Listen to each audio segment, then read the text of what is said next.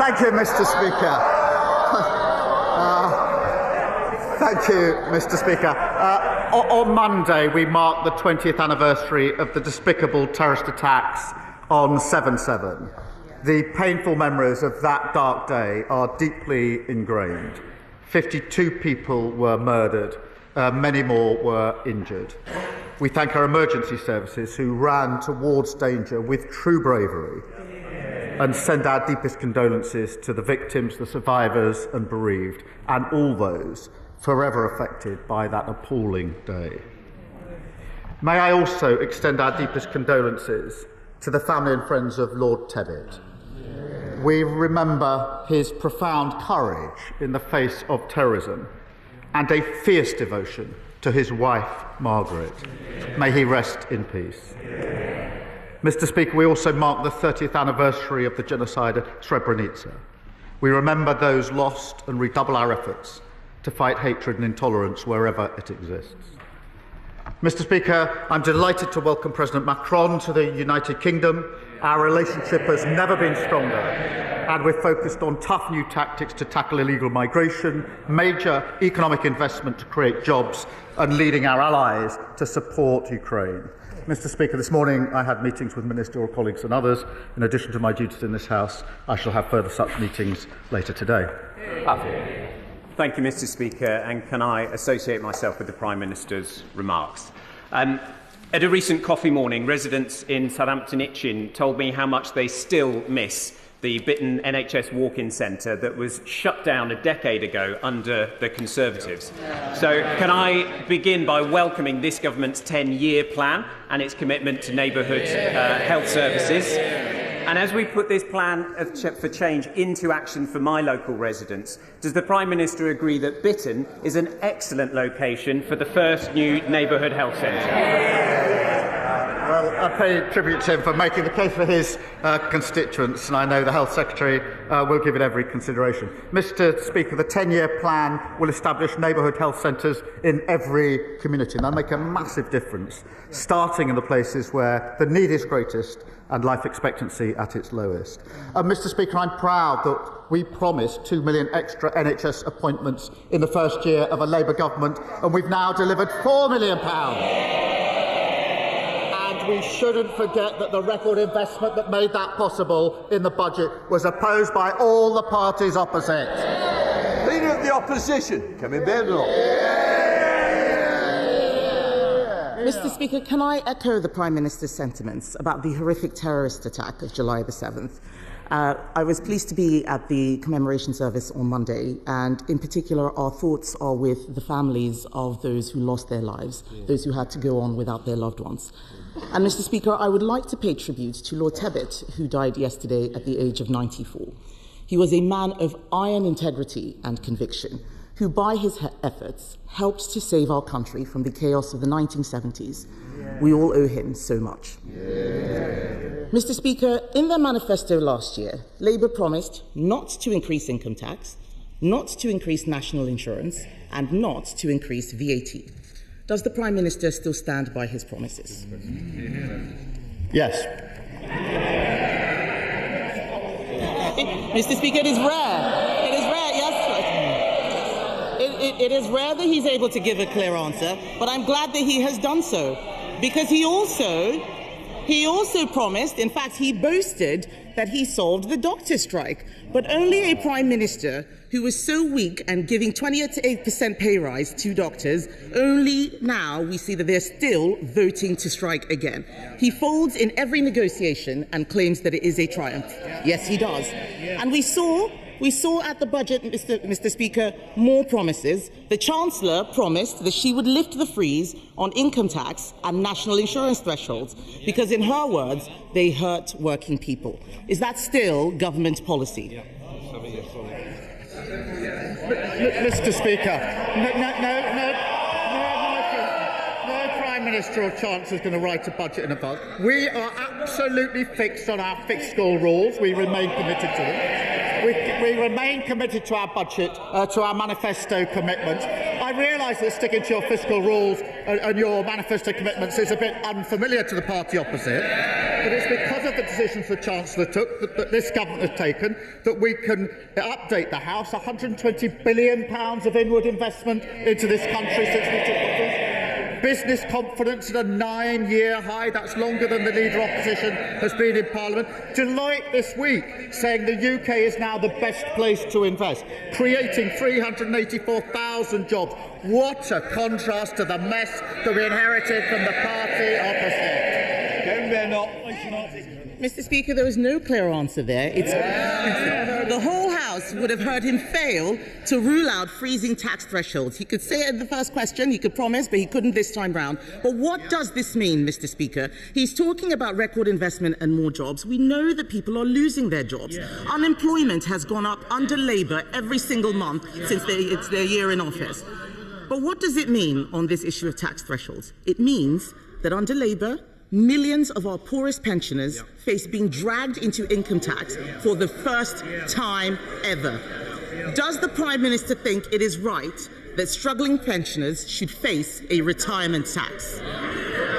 Mr. Speaker, for a Prime Minister or Chancellor to say we're not going to write a budget in advance isn't a Labour thing or a Tory thing. Every single Prime Minister and Chancellor says they won't. We will stick to our manifesto commitments. We will stick to our fiscal rules. This is a language they don't understand, which is why I have to... That's what got us into the problem in the first place. And whilst she comes here every week to talk the country down, that investment, record investment, £120 billion, that will be good, well-paid jobs across the country.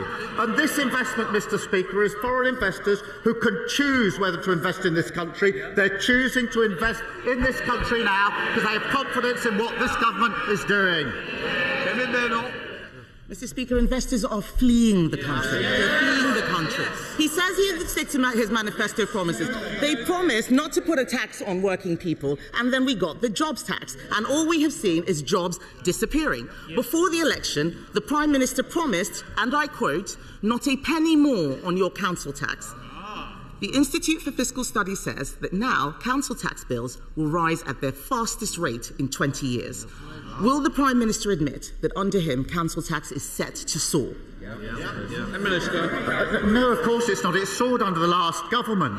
But, Mr. Speaker, here she goes again, back on familiar territory. She comes here complaining about the national insurance rise every year, every week. She comes here complaining about it. And then when she's asked the question, well, would you have the courage then to reverse it? What's the answer? What's the answer? No! And I'll tell you for why. Because she's too embarrassed to say she doesn't want the investment we put in. That investment went to the NHS. They want the investment, they can't say how they're going to pay for it. That is what got us into the problem in the first place.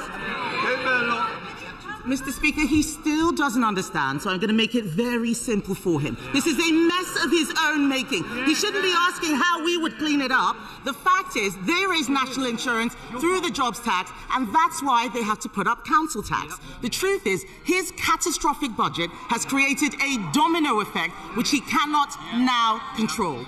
We on this side of the House know that you cannot tax your way to growth. But now he's flirting. They're all muttering, I remember that budget, they were laughing and cheering, they had no idea the mess that they were creating.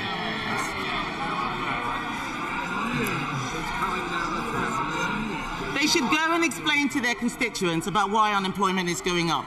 But, Mr. Speaker, what is more worrying is that now he is flirting with Neil Kinnock's demand for a wealth tax. Let's be honest about what that means. This is a tax on all of our constituent savings, on their houses, on their pensions. It would be a tax on aspiration. Will the Prime Minister rule this out? Mr. Speaker, she says we shouldn't be asking them for advice on the economy. She's absolutely right about that. We will not be asking for their advice. What we did in the budget was stabilise the economy through the measures taken by the Chancellor. And what has that led to? 4 interest rate cuts. For mortgage holders, that's hugely important. Compare and contrast what happened to the Liz Truss mini-budget. The fastest growth in the G7 in the first quarter of this year. Wages up more in the first 10 months of a Labour government than the 10 years under the Tories. So no, we don't need lessons from them. Mr. Speaker, he says he's stabilised the economy. Has he spoken to any farmers recently? Yes. It is time for him to take responsibility for the mess he is making.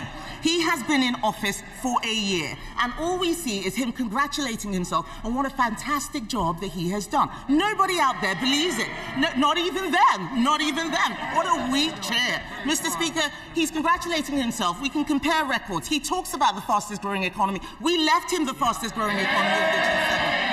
We cut the deficit in every year until the pandemic. We got inflation down to 2%. On his watch, taxes are up. Unemployment is up. Inflation is up. And this weak Prime Minister has been forced into a series of chaotic U-turns.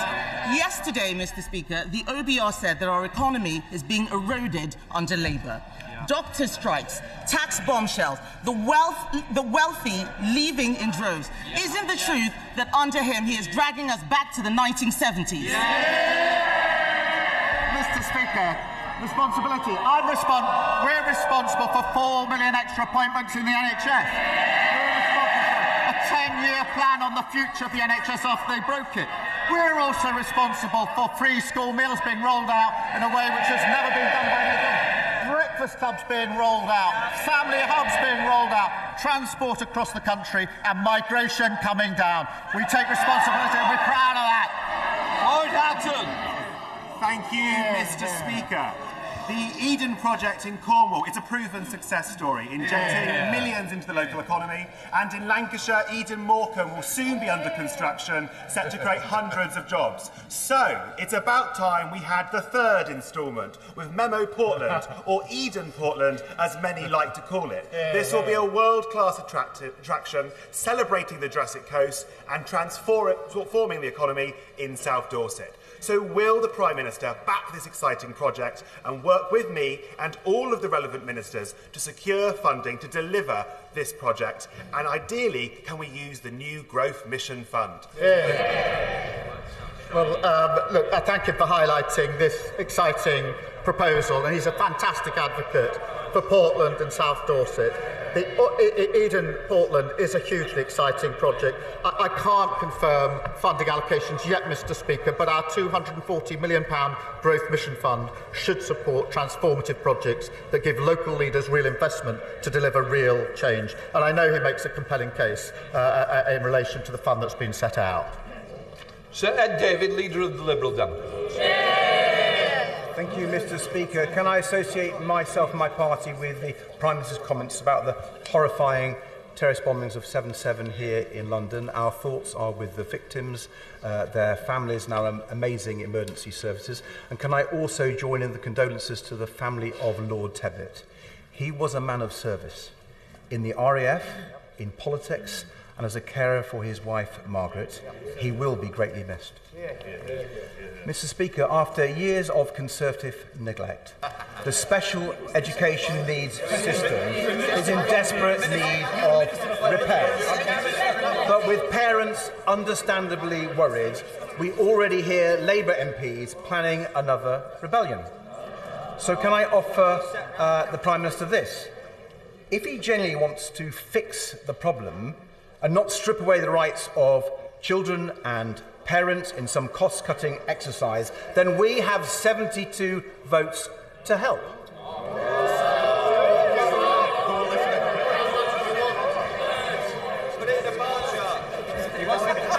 So, will the Prime Minister look at the 5 tests for SEND reform we have published today and work with us to make it happen? Well, Mr. Speaker, it's telling that when he raises the question of the broken SEND system, they laugh at the back of the Tory boxes. They laugh. That's how seriously they take their responsibility. Absolute shame.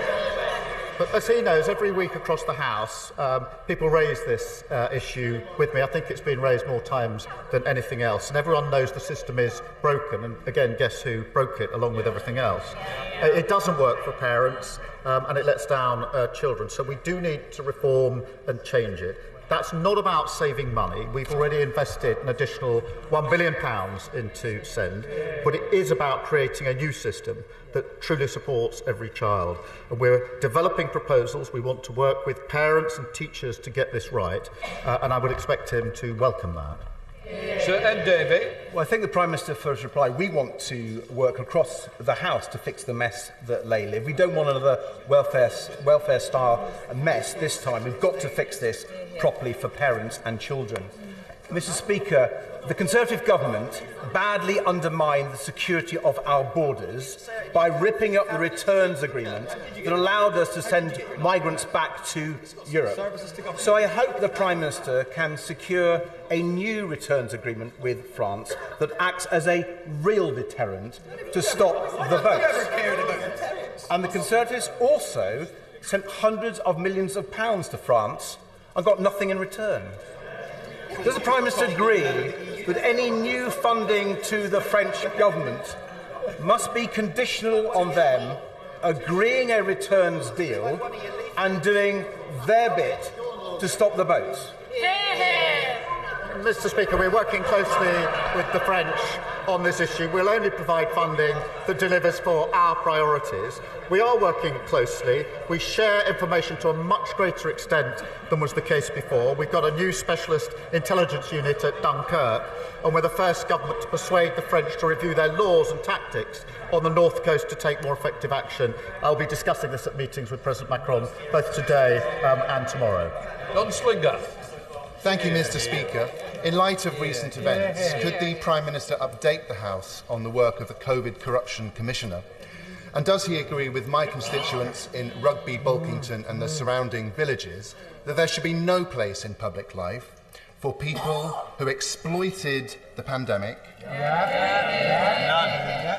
and defrauded the taxpayer to line their own pockets? My honourable friend makes a powerful point, and I hope it was heard on the benches opposite.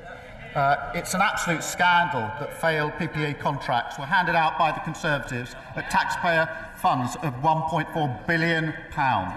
We're focused on getting our money back. I can confirm the Commissioner is now investigating fraud involving bounce back and business support loans, and we will continue to go after the fraudsters, the grifters and the con artists, no matter who they are or where we find them. Nigel Farage. Thank you, Mr. Speaker.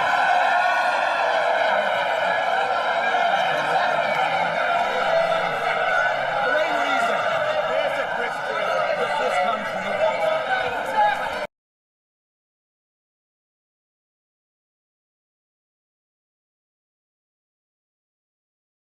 A little later, if this takes forever, you won't get in. Nigel Farage. Thank you. The main reason this country wisely voted for Brexit back in 2016, and that included millions of Labour supporters, is because we wanted to take back control of our borders so that we alone could decide who comes and settles in our country. Does the Prime Minister understand that demand today is even greater than it was back in 2016, and that we demand, the country demands, that you say to the French President, well, you should have. You say to the French President, we will not accept undocumented males across the English Channel, and that you are not dictated to by an increasingly arrogant anti-Brexit French leader. Mr. Speaker, we are fixing the mess that we inherited. We are working with other countries to ensure that we take the measures necessary to stop people crossing the Channel. They are serious answers to serious problems. His proposal for 10 years, wagging the Tory dog, has been to break everything and claim that's how you fix things, to stick two fingers up at your neighbours and then expect them to work with us. And he votes against the Borders Bill, which gives more powers to our law enforcement to deal with security at our borders. And Mr. Speaker, the reason for that is he has no interest in fixing the problem because he wants to milk it and exploit it. That's the truth about him and his party. Thank you, Mr. Speaker. From homelessness to child poverty, so many of the challenges that I see people facing in Exeter can be traced back to early years. So can I welcome how this government is rebuilding on the legacy of Sure Start, so cruelly dismantled by the party opposite? And can the Prime Minister set out what difference this will make to family services in Exeter? Well, I'm grateful to him. I've discussed it with him before. He's a brilliant champion for Exeter. Mr. Speaker, every child should have support to realise their potential. And the party opposite tore up Sure Start and took it out of our communities, an act, in my view, of vandalism that abandoned families and deepened inequalities. Mr. Speaker, we're delivering 1,000 Best Start family hubs across the country. That's in addition to free childcare being rolled out and expanding free school meals. That's the change the Labour government makes. Jim Ramsey. Thank you, Mr. Speaker. Growing numbers of people are joining calls for a wealth tax on the super rich, including former Labour leader Lord Kinnock and today a former First Minister of Wales, and it transpires the Chancellor herself when she was in opposition. So will the Prime Minister stand by his promise that those with the broadest shoulders should carry the largest burden? And can he clarify that that means the ultra-wealthy, not disabled people, the poorest and children with special educational needs? Mr. Speaker, I'm really not going to take advice from a party that put forward £80 billion of unfunded commitments at the last election. That's the sort of thing that got us into the problem in the first place. Mr. Speaker, we can't just tax our way to growth. We need to ensure that we put in place the necessary measures. We're putting in place planning reforms, Mr. Speaker, to drive growth. He voted against it and they voted against it. Mr. Speaker, I am proud that this Labour government is banning fire and rehire. I am proud that we are addressing the abusive use of zero-hour contracts and improving protections at work, particularly against unfair dismissal. Reform and their Tory friends voted against Labour's workplace protections. I don't know why they're heckling. When they were in government, they promised to deal with fire and rehire, and after, and despite the scandal at P&O, did absolutely nothing about it. So, does my right honourable friend agree that it is only this Labour government which will ensure people have fairness at work in this country? Well, I'm proud that we'll give 15 million workers, that's half of all workers, stronger rights at work. And Mr. Speaker, that's sick pay for up to 1.3 million of the lowest paid, tackling sexual harassment and bereavement leave for families who experience pregnancy loss before 24 weeks. Compare that to the Leader of the Opposition who thinks maternity pay is excessive. The Leader of Reform who wants working people to pay tax for tax breaks for millionaires and billionaires. Both of them vote against reform and better protection of workers at every term. They always have and they always will. They offer nothing for working people. Sir David Davis. With permission, Mr. Speaker, before my question, can I tell the House that in the public gallery today there are a number of veterans of Northern Ireland? Given what the Prime Minister said about 7/7, I'd like to publicly thank them for their courage in defending our country and our democratic against the first scourge of terrorism. Now, the Prime Minister knows that every time a paramilitary was killed in Northern Ireland by a British soldier, it triggered a thorough investigation. No bullet went unscrutinised. Our soldiers were held to the highest standards of law. The IRA were not. They tortured and shot men in the back. They forced families to watch their menfolk murdered. They killed women and children with bombs. Yet we're willing to prosecute our own men. Men forced to make life and death decisions in split seconds. If the government get the legacy legislation wrong, at least 50 innocent retired veterans will be exposed to legal persecution for crimes they did not commit. I've raised this matter 6 times now since February. So I ask again, on Monday, when we debate this matter in Westminster Hall, will his government protect our veterans, or will it sacrifice them to politically motivated lawyers trying to rewrite history with a pack of lies? Can I join in in his thanks to the veterans here today with us and to all veterans?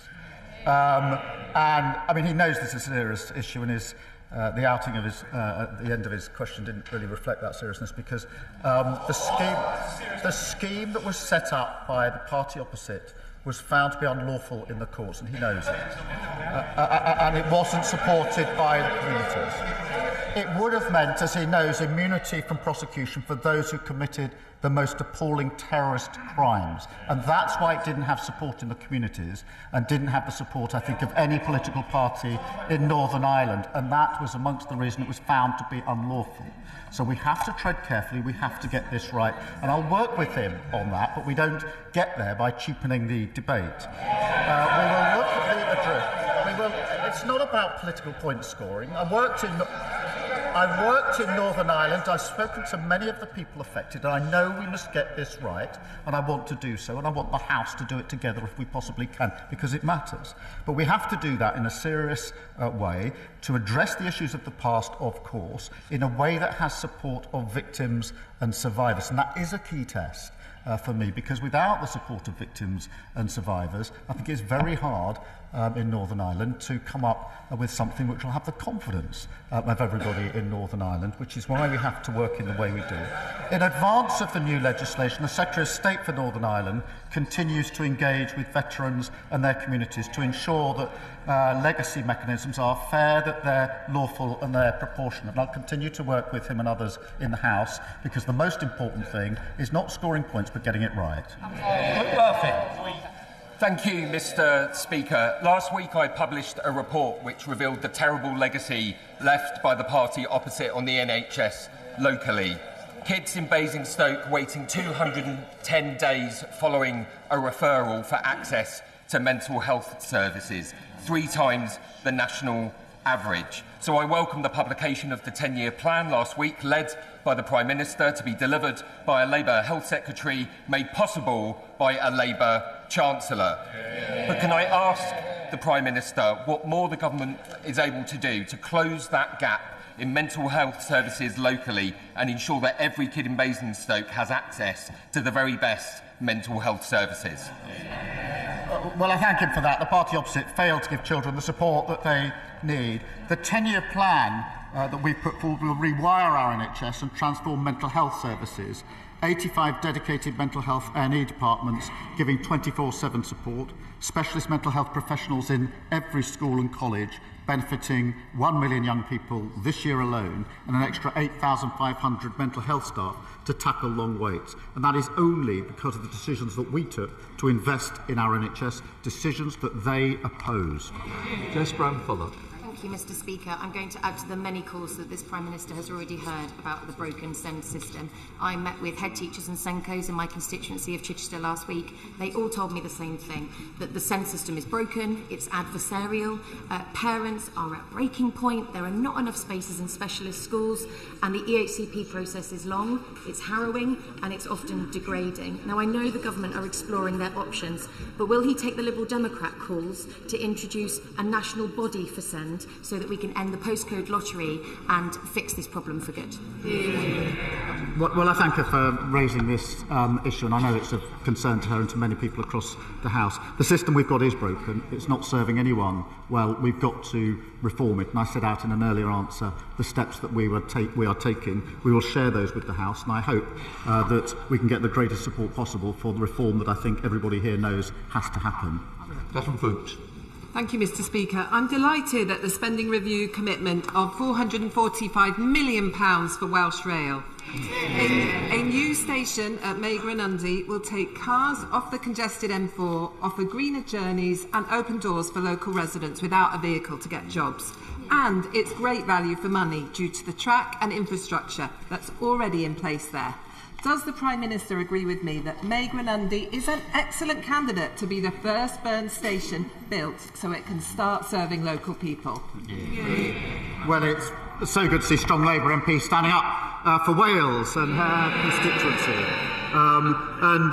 She makes her case. I can't confirm the plans yet, but we will consider recommendations from the Burns Commission, which includes a proposal for a new station in her constituency. And I'm delighted, Mr Speaker, just this week we set out a major road and rail schemes across the country, the A66, Newark Bypass, Midlands Rail Hub, creating tens of thousands of jobs, new homes and better journeys for millions of travellers. Thank you, Mr Speaker. In the past few weeks, I've spoken to 5 people from my rural constituency of North Devon who have been forced to remove their own teeth with pliers or with amateur surgical kits bought online because they are unable to find an NHS dentist. What would the Prime Minister say to those people, Mr Speaker? And when will the government banish this dentistry crisis to the history books where it belongs? Well, Mr Speaker, another shameful legacy from the party opposite, with 1 in 4 adults struggling with NHS care and tooth decay as the most common reason for hospital admissions for children aged 5 to 9 under their watch. We are fixing this, Mr Speaker, and I can set out what we're doing. We're rolling out 700,000 urgent and emergency appointments. We're reforming the dental contract and recruiting more dentists and newly qualified dentists to practice in the NHS for a minimum period. All of that only made possible because of the investment we put in the budget, which they all opposed. Neal. Thank you very much, Mr Speaker. Tax evasion, money laundering, illicit goods, illegal working all undermine our high streets like Freeman Street in my own constituency, undermine local business confidence and challenge community cohesion. That's a reality around the country because of the explosion of vape shops, fake barbers, Harry Potter shops, American candy stores. Will the Prime Minister commit to working with his cabinet to bring in a national strategy to tackle the scourges of the high street and restore high street confidence? Well, she's right to highlight this issue, Mr Speaker. In March, we saw a major crackdown against criminals using high street businesses to launder money, and with almost 400 properties securing freezing orders over bank accounts totalling more than £1 million and arresting 35 individuals. There's much more to come, and I thank her for highlighting this really important issue. Sir Ashley Fox. Thank you, Mr Speaker. The Prime Minister was elected on a promise to smash the gangs.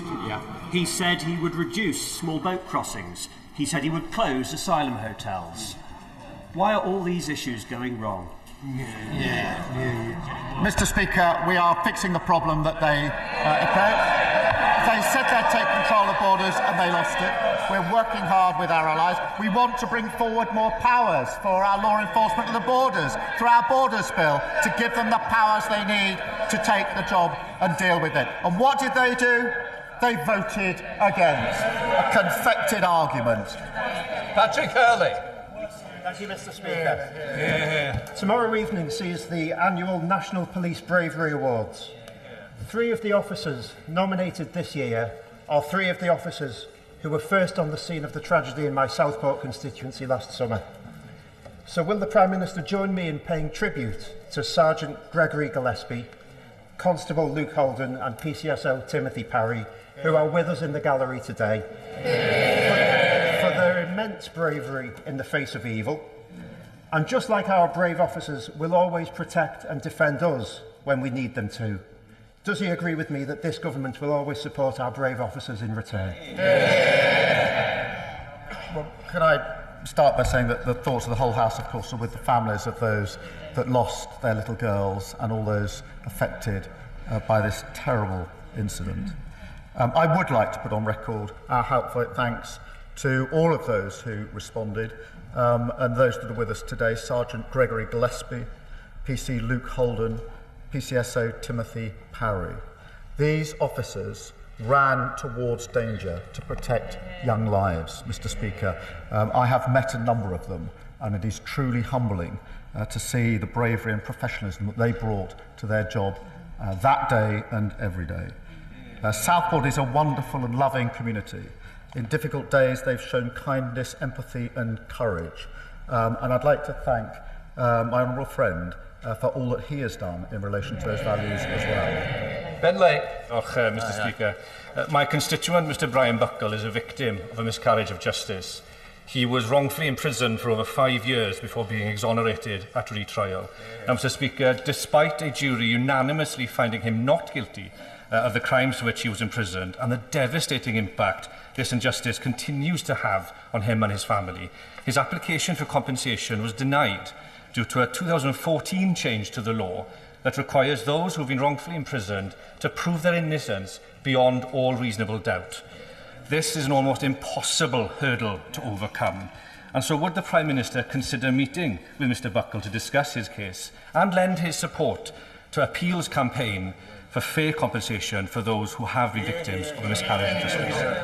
Well, can I thank you for raising this particular case, which saw a grave miscarriage of justice.